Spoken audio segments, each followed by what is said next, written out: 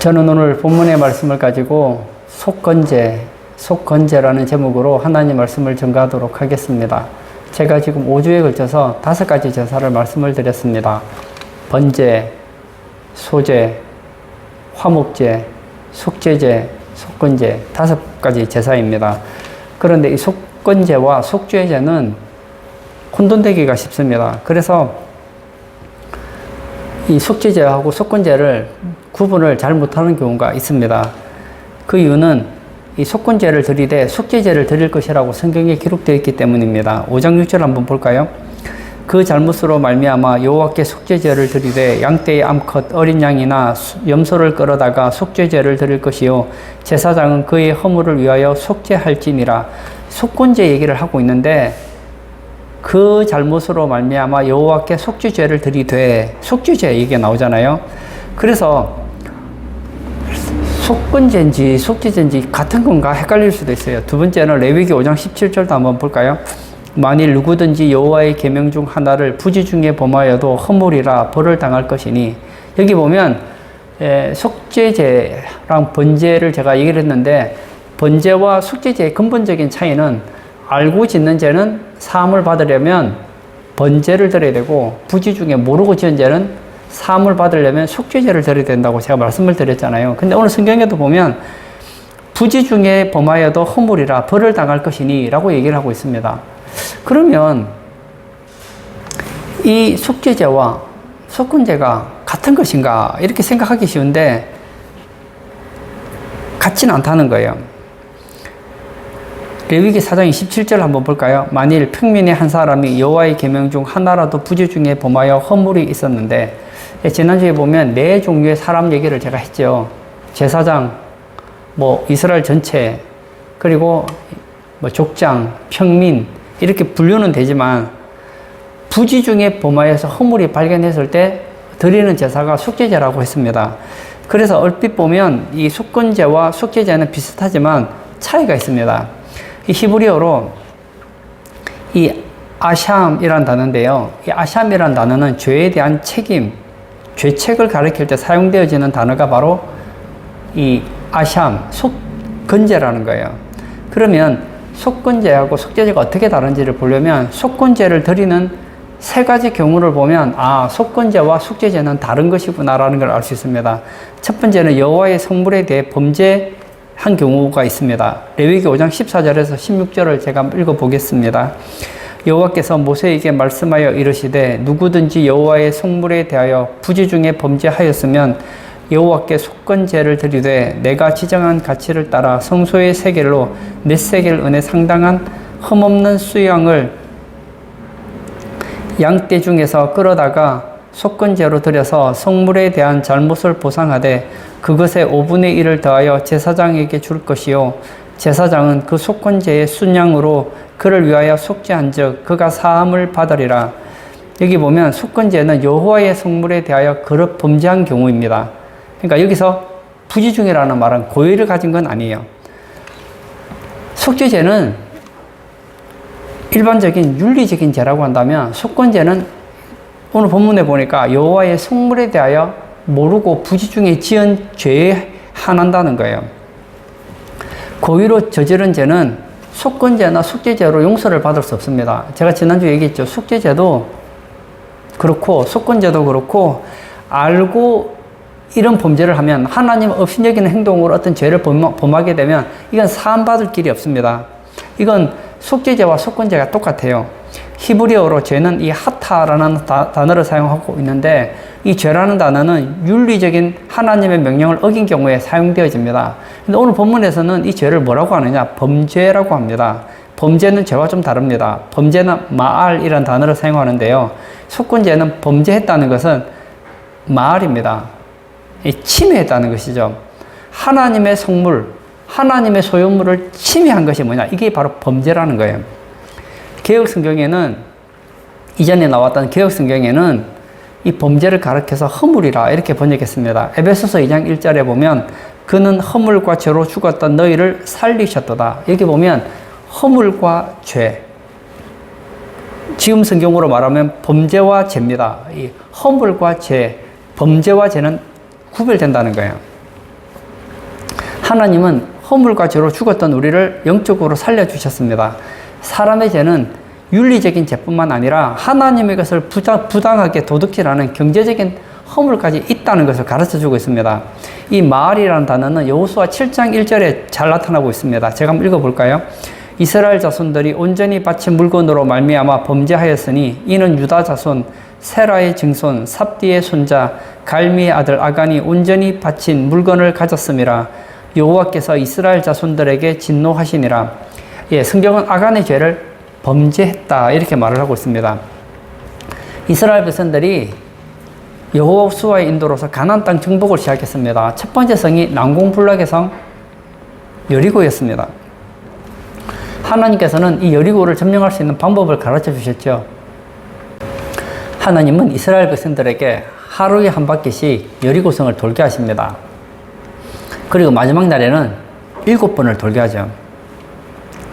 그리고 함성을 지르고 악기를 연주하고 그렇게 하면 무너진다는 거예요. 정말 하나님 말씀대로 순종을 했더니 이스라엘의 그 함성 소리에 여리고성이 와르르 무너졌습니다. 이것은 가져가면 안 돼요. 왜냐? 이건 하나님께 드려진 것이기 때문에. 여호수아 6장 17절에 보면 이 성과 그 가운데 있는 모든 것은 여호와께 온전히 바치되, 온전히 바쳐진 것이라는 것은 하나님의 소유라는 거예요. 하나님께서 말씀하시기를 이 성에 있는 어떤 것도 취하지 말라.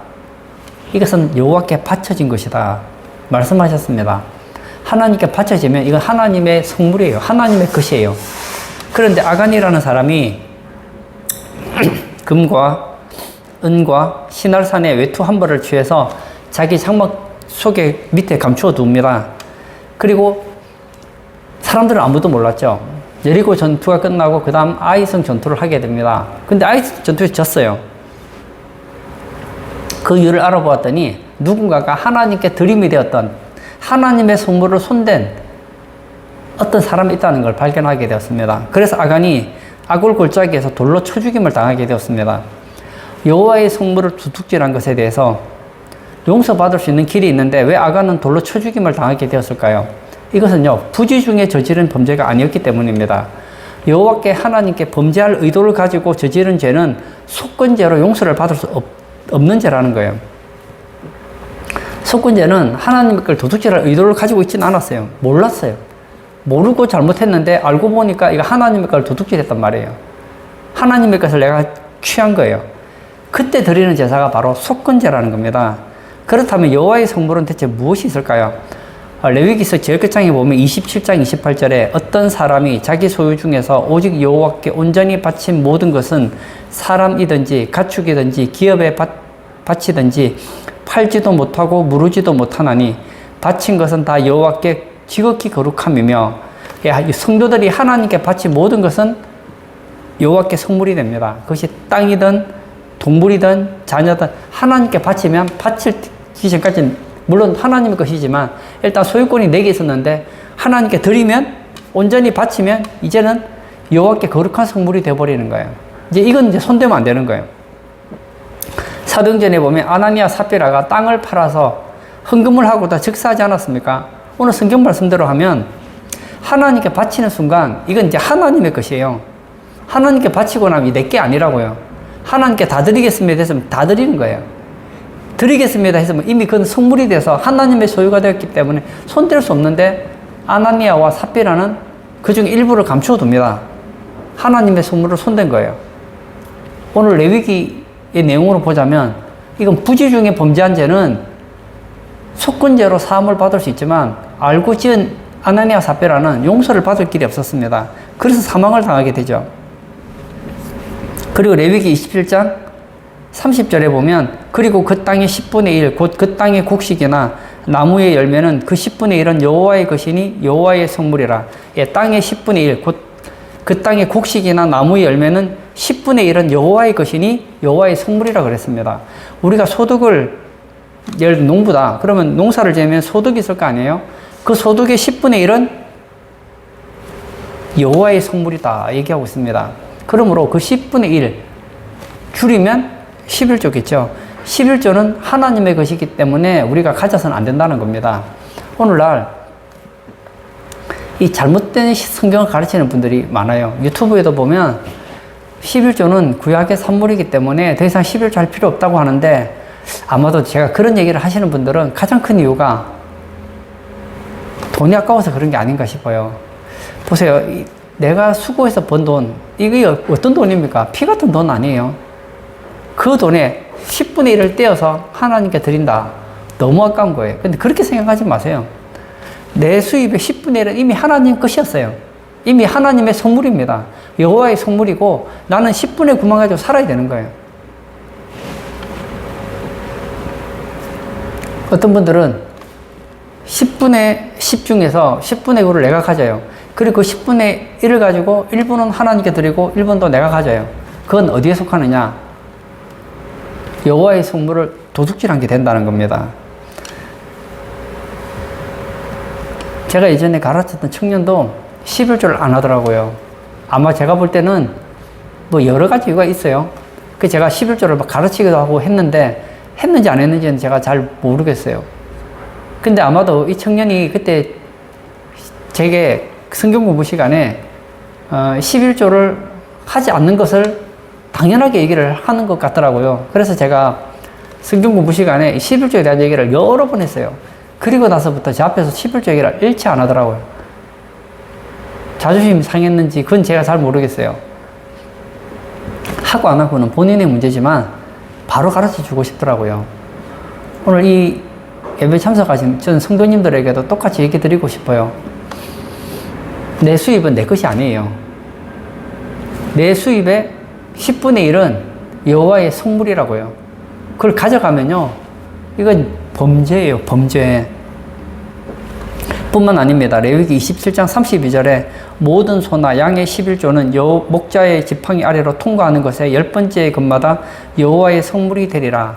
여기 보면 모든 소, 제가 소를 가지고 있어요. 양을 가지고 있어요. 그러면 그 11조는 여호와의 성물인데 어떻게 여호와의 성물로 구분하는가를 가르쳐주고 있습니다. 이 목자의 지팡이 아래로 통과를 시키는 거예요. 그러면 소나 양이 이제 통과를 할 거 아니에요. 그러면 한 마리, 두 마리 지나가다가 10번째 되면 이건 여호와의 성물이 되는 거예요. 또 11번째 하다가 20번째 되면 또 이건 또 여호와의 성물. 10마리가 지나갈 때마다 이건 여호와의 성물이 되는 거예요. 하나님께서 이렇게 하는 이유가 있습니다. 그것은 인간의 악함 때문입니다. 여러분 이런 얘기 들어보셨죠? 예전에 제가 어떤 책을 봤는데 그 책에 그런 게 있더라고요. 하나님, 제가 하나님께 제 소 한 마리를 드리겠습니다. 그랬어요. 근데 어느 소를 드리는지를 말하지를 않았어요. 그런 어느 날 소 한 마리가 병들어 죽고 말은 거예요. 그랬더니 이 사람이 막 통곡을 하더라는 거예요. 내가 하나님께 드림이 된 저 소가 병들어 죽었다는 거예요. 이런 인간의 악함을 하나님은 아셨기 때문에 어떻게 하라고요? 만약에 10마리 중에 한 마리를 바치려고 하면 똑같은 10마리면 어떤 소를 여러분 같으면 바치겠습니까? 믿음이 좋으니까 가장 좋은 걸 바칠 수도 있겠지만 인간의 이 죄악된 속성은 할 수 있으면 좋은 건 내가 가지고 싶은 속성이 있잖아요. 그럼 어떻게 할까요? 좋은 건 놔두고 그 중에 가장 병들고 상품이 안 되는 이런 것을 바칠 가능성이 높잖아요. 그래서 하나님은 그렇게 하지 말라는 거예요. 막대기를 두고 지나가라는 거예요. 무작위로 선택하라는 거예요. 좋은 것이든 좋지 않은 것이든 지나가면 바치라는 거예요. 그런데 율법을 잘 몰랐어요. 신앙생활 한 지 얼마 되지 않아서 여호와의 성물이 있다는 걸 모른 거예요. 그리고 내가 수입의 10분의 1이 여호와의 성물이라는 걸 몰랐습니다. 내가 하나님께 드리겠다라고 말을 하면 드린 게 아니에요. 드리겠다고 하나님 앞에 말을 하면 말하는 순간 그건 이미 하나님의 것이 돼버리는 거예요. 내가 어떤 양을 하나님께 드리겠습니다 하면 드리고 안 드리고 두 번째 문제. 드리겠습니다 하는 순간 그는 이미 하나님 것이 되는 거예요. 그리고 나서 어떤 사람이 그럼 생각해보면 이 양이 좀 아까운 거예요. 그래서 다른 양 거 바꾸겠다. 그러면 이미 하나님께 드리겠다고 한 그 양은 하나님께 성물이 돼버린 거예요. 하나님 거예요. 바꾸겠다. 이걸 드리겠다고 하는 순간 이것도 또 드려야 되는 거예요.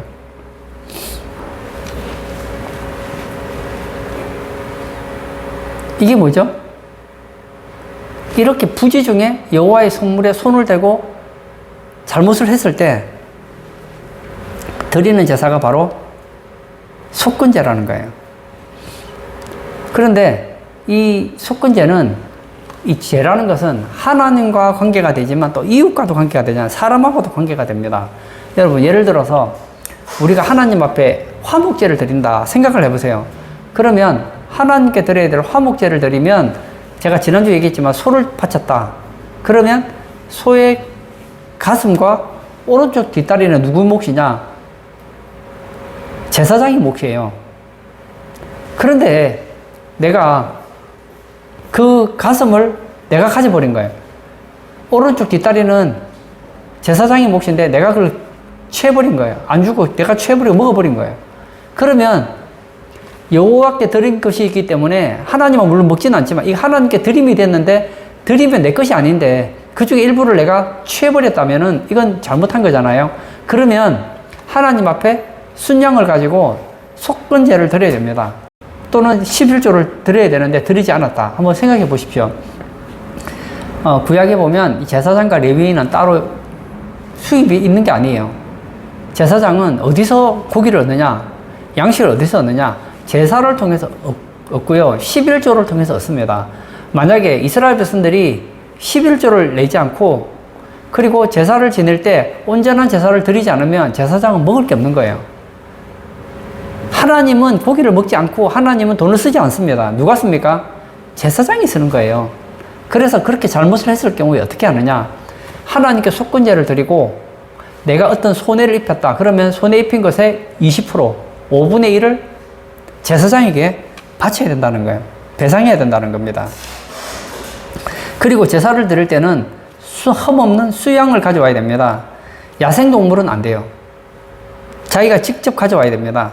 그런데 그 양 중에서 내가 죄를 많이 지었다 생각되면, 범죄를 많이 했다 생각되면 양떼 중에서 큰 양을, 크고 좋은 양을 가져오면 되고, 그리고 내가 지은 죄가 적다고 생각하면 작은 양을 바치면 된다는 거예요. 그러면 당사자가 그 번제단이죠. 번제단의 북편에 가서 안수를 하고 고기를 잡습니다. 양을 잡아요. 그리고 나서 그 피를 받아서 제사장에게 주면 제사장이 이 번제단 위에서 기름과 함께 피를 뿌립니다. 그리고 나머지 고기는 누가 먹느냐? 제사장이 먹어요. 속건제는 이렇게 끝납니다. 하지만 아까 얘기했던 것처럼 번제, 소제, 속제제, 화목제 같은 경우에는 배상이 없습니다. 그러나 속건제는 배상이 있다고요. 왜냐? 하나님의 것을 손댔기 때문에 여기에 대해서는 배상이 있더라는 거예요. 살농사를 해서 100가마의 수확을 얻었는데 하나님께 10가마니를, 예를 들어서 10가마니를 떼먹었다. 그럼 용서를 받기 위해서는 속건제사를 드려야 돼요. 속건제사를 드리고 수양 10마리를 하나님께 드리면 되는 게 아니에요. 10마리에다가 20%를 더 내서 12가마, 그러니까 수양 한 마리를 번제로 드리고 10가마에 대한 20%, 12가마를 제사장에게 가져다 주면 죄를 용서받고 하나님께서 복을 부어주신다. 이렇게 되어 있습니다. 하나님은 복을 주시는 분이십니다. 그런데 하나님께 복을 받으려면 하나님께 물질적으로 잘못하는 것에 대해서 속건제를 드려야 된다는 겁니다. 오늘날도 보면 모든 것을 입으로 때우시려는 분이 계신데요. 속건제는 배상의 개념이 있다는 걸 여러분 기억하시기를 바랍니다. 그래서 우리가 하나님께 잘못했을 때 그냥 하나님 잘못했습니다 한다고 되는 게 아니에요. 하나님의 속물에 손을 대면 어떻게 해야 됩니까? 거기에 대해서 배상을 해야 된다는 거예요. 그러므로 저는 우리 성도님들이 하나님의 속물에 손대지 않기를 바랍니다. 특히 11조를 하지 않으시는 분이 있다면 여러분의 수입이 얼마가 되든 여러분이 수입이 생기면 그 중에 10분의 1은 이미 하나님의 속물이 돼버린 거예요. 그것을 여러분들이 내가 드려야지 11조가 되는 게 아니고 내가 수입의 10분의 1은 이미 내가 수입을 가지는 순간 10분의 1은 하나님의 것에 속물이 되어버렸기 때문에 이제 내가 그걸 쓰게 되면 드려서 하나님께 되는 게 아니고 이미 하나님의 속물에 손을 댔기 때문에 부재 중에 잘못하게 되는 거라는 겁니다.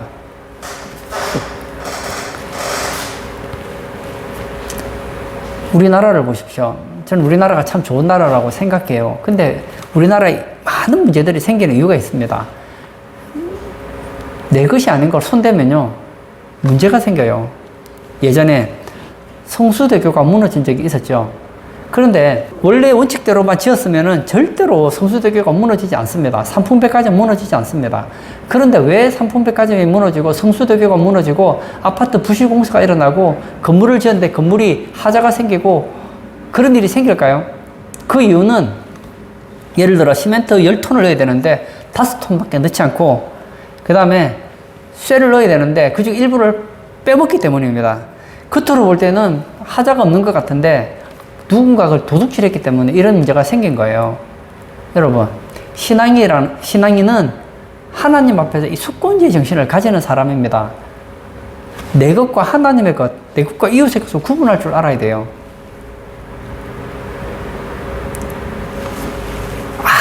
아무리 겉으로 볼 때 아름답게 지어도 그 안에 부실 공사가 되면 결국은 무너질 수밖에 없는 거 아닙니까? 오늘 예배 참석하신 사랑하는 성도님, 저는 우리 성도님들이 뇌물을 먹지 않기를 바랍니다. 뇌물이 뭐예요? 돈 주고 정직하게 지을 것 같으면 뇌물을 줄 필요가 없잖아요. 뇌물을 왜 줍니까? 내가 예를 들어 뇌물을 1억을 받았어요. 그러면 1억 원어치 어떤 뭐 건물을 짓는다고 하면 1억 원어치 빼겠다는 얘기가 아닙니까? 근데 실제 1억이 아니죠. 자기의 이익을 더 남기기 위한 거니까 실제로 건물을 지을 때 나에게 1억을 주고 눈 감아달라고 하면 실제로 빼먹는 거는 10억, 20억을 빼먹을 거 아니에요. 그만큼 부실하게 지으면 결국은 거기 사는 사람들이 그리고 거기 이용하는 사람들이 결국 불편을 받을 수밖에 없는 거 아니겠느냐는 거예요. 속건제는 어떤 정신을 가져주느냐? 하나님의 것은 손대지 마라. 하나님 것을 손을 대는 것은 죄다. 내가 몰랐다 하더라도 이것은 죄다. 어떤 죄요? 범죄다 라고 가르쳐주고 있습니다. 두 번째, 여호와의 계명을 부지 중에 범하여 양심상 끄리끼는 경우가 있습니다. 17절부터 19절 제가 한번 다시 읽어볼까요? 만일 누구든지 여호와의 계명 중 하나를 부지 중에 범하여도 허물이라 벌을 당할 것이니 그는 내가 지정한 가치대로 양떼 중 흠없는 수양을 속건제물로 제사장에게 가져갈 것이요 제사장은 그가 부지 중에 범죄한 허물을 위하여 속죄한즉 그가 사함을 받으리라. 이는 속건제니 그가 여호와 앞에 참으로 잘못을 저질렀음이니라. 여기 보면 예를 들어서 성소에 떡이 있습니다. 떡상에 떡이 있어요. 근데 이 떡은 제사장만 먹거든요. 그런데 일반 백성이 몰랐어요. 그래서 제사장 허락도 없이 들어가서 그냥 배가 고파 떡을 먹었어요. 이건 뭐죠? 이건 죄라는 겁니다. 부지 중에 계명을 범한 거예요.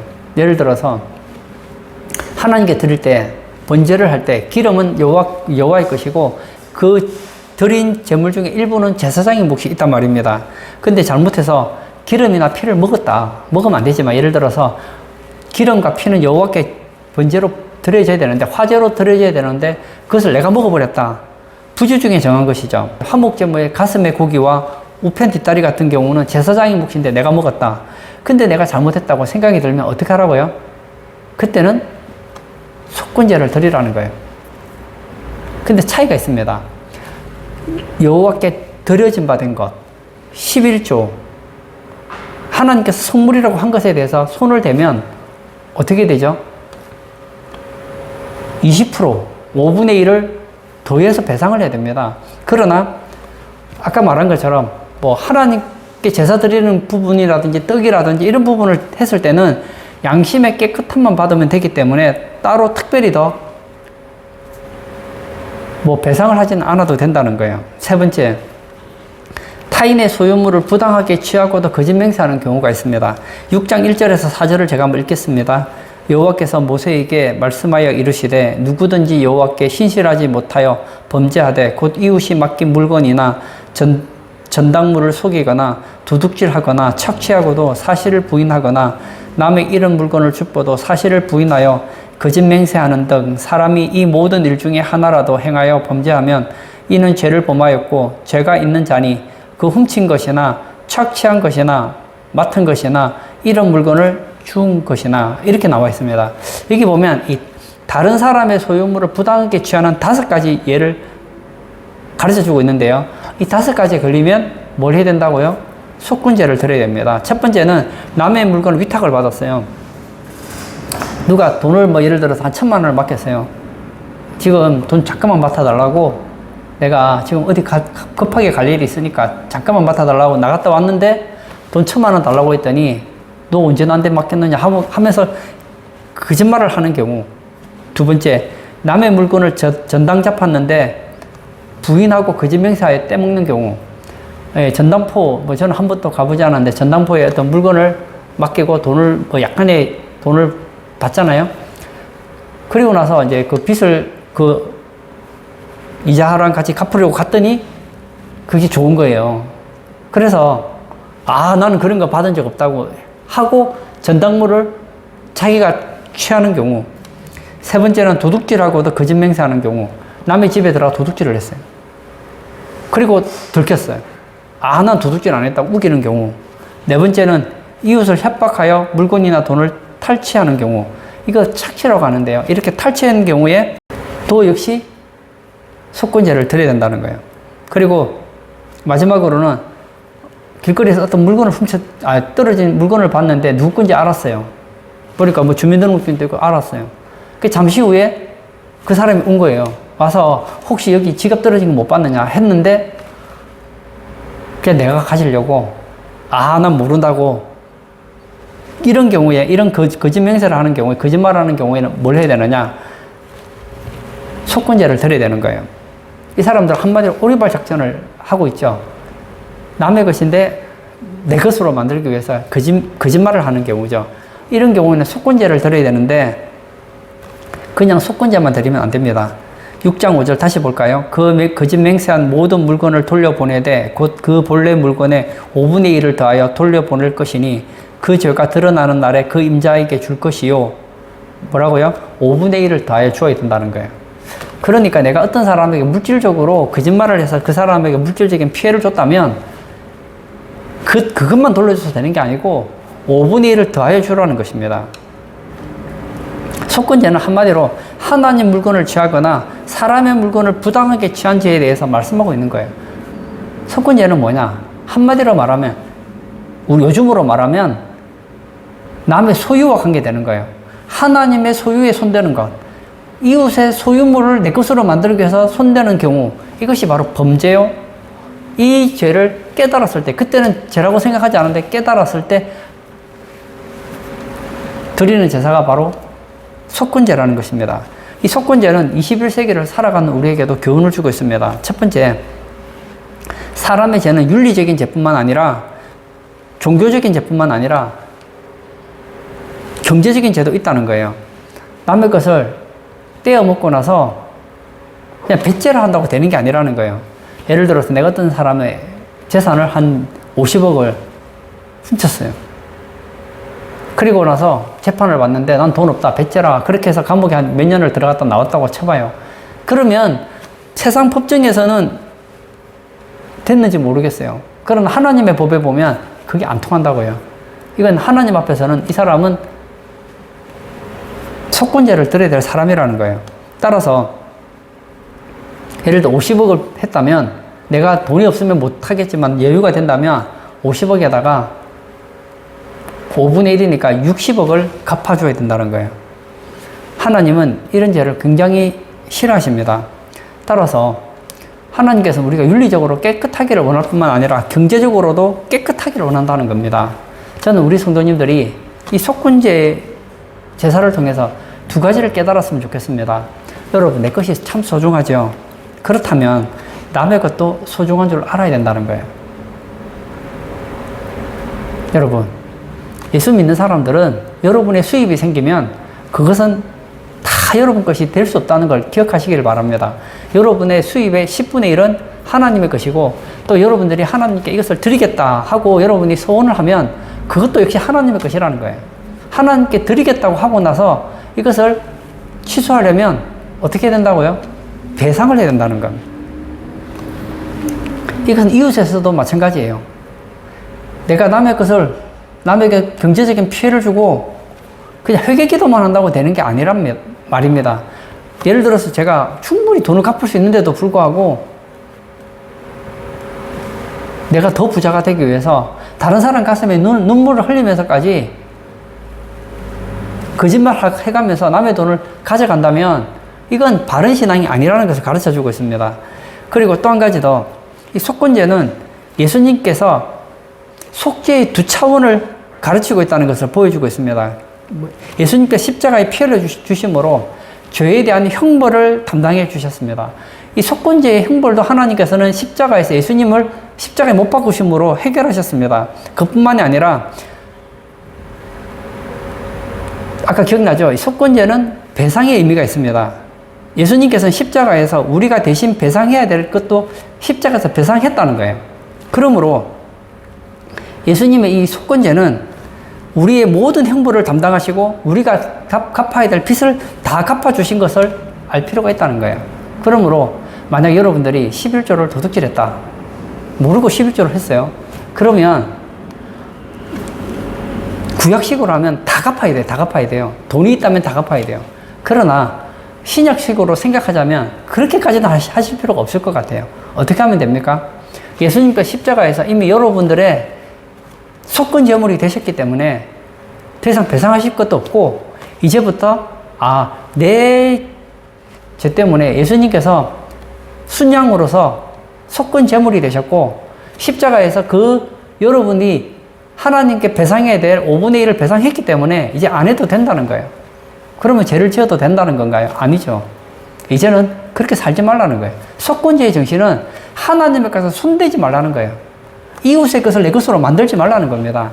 여러분들이 만약 남의 것에 경제적인 피해를 주었다면 갚아야죠. 근데 예를 들어서 내가 어떤 사람 피해를 입혔는데 나중에 속건 제사를 알고 나서 내가 배상해야 되겠다 생각하고 갔더니 그분이 벌써 연세가 많아 돌아가셔버린 거예요. 가족도 없어요. 그럼 갚을 수가 없잖아요. 또 반대로 내가 그 사람을 갚아야 되는데 내가 지금 경제적으로 너무 어려워서 그 사람의 빚을 갚을 수 없는 상황이 됐다면 어떻게 하시겠습니까? 갚을 수가 없잖아요. 그때 너무 죄책감을 가지지 말라는 거예요. 왜냐? 예수님께서 십자가에서 그 문제를 해결하셨기 때문에. 하지만 최소한 마음속에 어떤 책임은 가져야 되는가? 하나님께서 내게 은혜를 베풀어 주셔서 경제적으로 여유를 주신다면 내가 진 빚은 갚겠다. 거기다가 이자를 한 20% 정도 더 갚겠다는 그런 정신을 가지고 있어야 된다는 거예요. 그래서 여러분들이, 저는 그게 참 마음에 들더라고요.